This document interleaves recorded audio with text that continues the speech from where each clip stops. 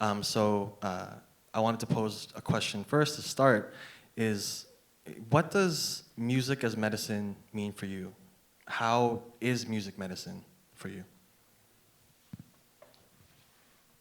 That's a great question, Francis. So, quite literally, for me, music has always been a tool, a powerful tool to heal. And so, with the work that I do with my research, it's truly seeing music literally as medicine, as something that is that can reach the deepest parts of our brains and basically rewire it in a way that people can recover from these types of chronic illnesses and brain disorders.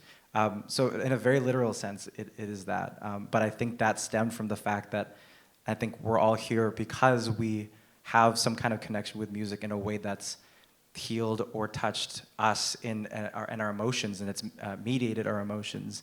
And tonight was such a good example of so many different facets of music being a vessel for healing. I was jamming out in the back when Dakota Bear was on, and the content and the intention behind the music that you create it hit me really hard as something that makes me love what it is. So music as medicine truly is, in a very literal sense, a means to heal and to mediate emotion.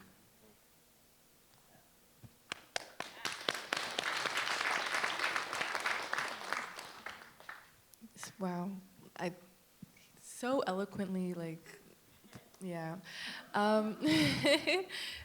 Yeah, I guess it helps mediate emotions.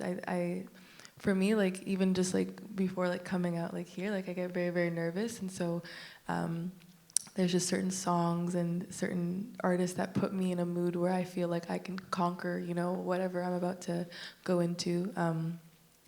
You might know this artist. She's just starting out. Her name's Beyonce. She has a couple tracks that make me feel they make me feel so empowered though, literally, and they help me to believe in myself and to feel like I can take things on. And so that's what music as medicine means to me. Just being able to have music that helps you get ready. Every day sometimes is a battle, but music can help make that much easier to go through. So yeah.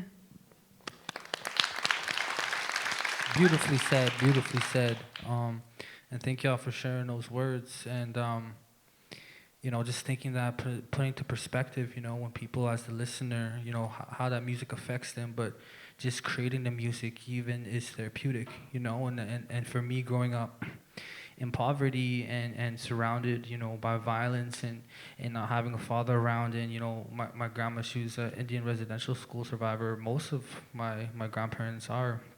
And I didn't really understand that history. I didn't understand the things going on around me. I was just surviving through it. And what helped me was just to write everything down. And that was my way of self-expression. I didn't know what I was doing with it. I wasn't planning on being a musician or anything. I just needed to get it out of me, And then I grew older, 12, 13, 14, and started to realize that I really wanted to do this. I really wanted to pursue music. And it's taken me all over the place, but I feel like it all started and it's rooted in that self-expression, just not holding things in until it's toxic and I can't no more, and it spirals you off into a dark path. But it's medicine. It's a way to express yourself, and I do a lot of work with youth and the young people in the community, and I always let them know that no matter what you're going through, you gotta let it out somehow. If it's just writing in a journal or writing it. And that's all I did. I just wrote. I wrote in a journal. I wrote short stories. I wrote poems before I wrote songs, and it just all started with writing, right? So I think the theme of this event is super important, and I appreciate you bringing me into this, bro, because music literally saved my life, just like so many others, right? And it's there to ground us. So I appreciate that, and I appreciate you, bro.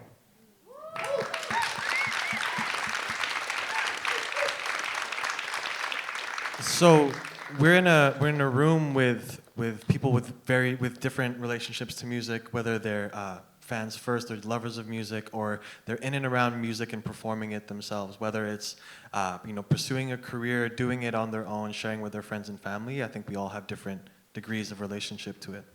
And I wanted to ask, as folks who are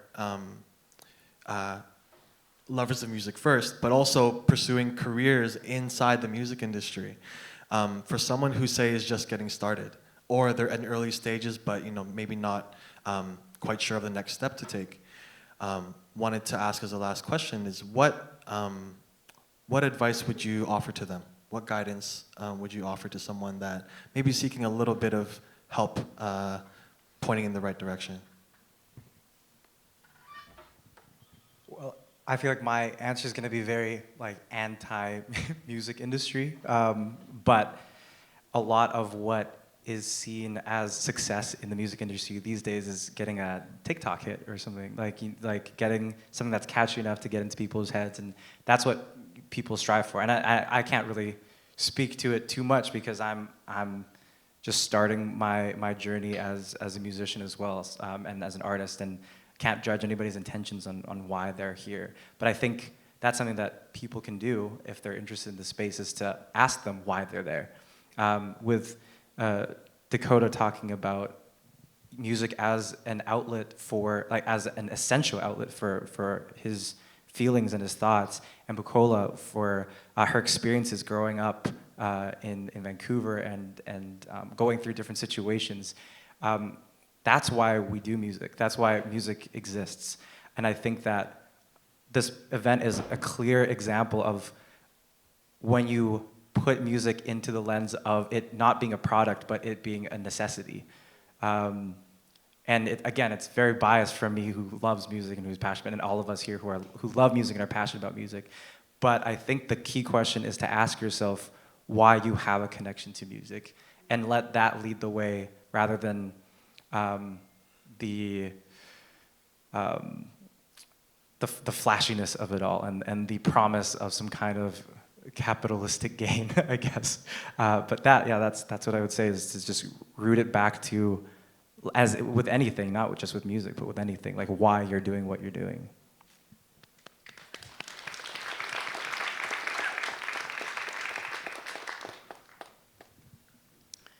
For me, I would say to find mentors. I think mentorship is really important, and mentors are there for a reason. They've gone through things, they've made mistakes, and to learn from that is going to help you on your journey so much. I think for me too, it's been really sweet finding mentors, especially who share the same cultural experience as me as well. So finding other Black people in the city, people who are going to understand, the kind of music that I'm making, or the kinds of experiences that I find myself in, and who can give advice that's culturally relevant. Yes, find a mentor, not just anybody, but find somebody who really gets you and who's going to guide you and who's going to give you advice that's going to help you out. So, yeah, I think mentorship is super important.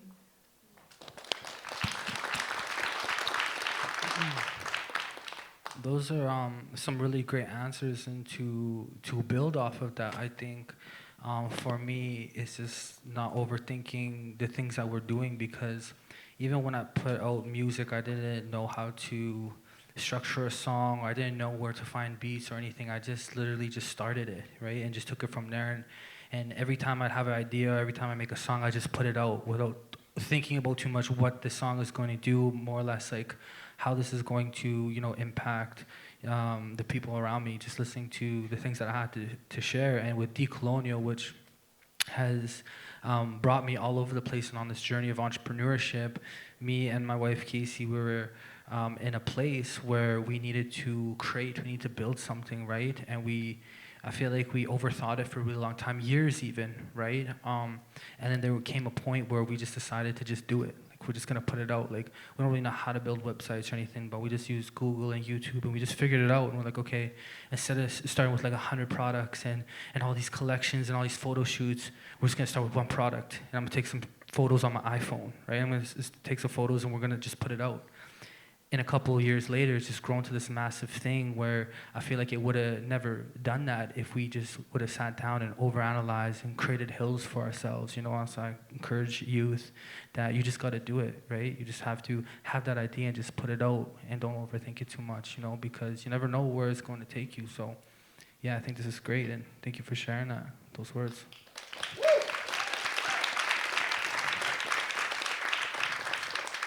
As a peer, as a friend, as another member in community, and someone that has the honor of playing our small role in supporting all of you. Thank you so much for your time and your insights for tonight. Thank you for real. Thank you, Francis. Give it up one more time for Francis, everybody. Yeah. So before we go, I want to make sure everyone gets their flowers, because that's important. I want to thank Kristen, Shannon, Kaya, and the Community Arts Council of Vancouver for working with us at UWIDO to put this event together. Your team and community has been so supportive in not just making this event happen, but supporting my career and countless other artists' careers from the very beginning. So please show some love to CACV.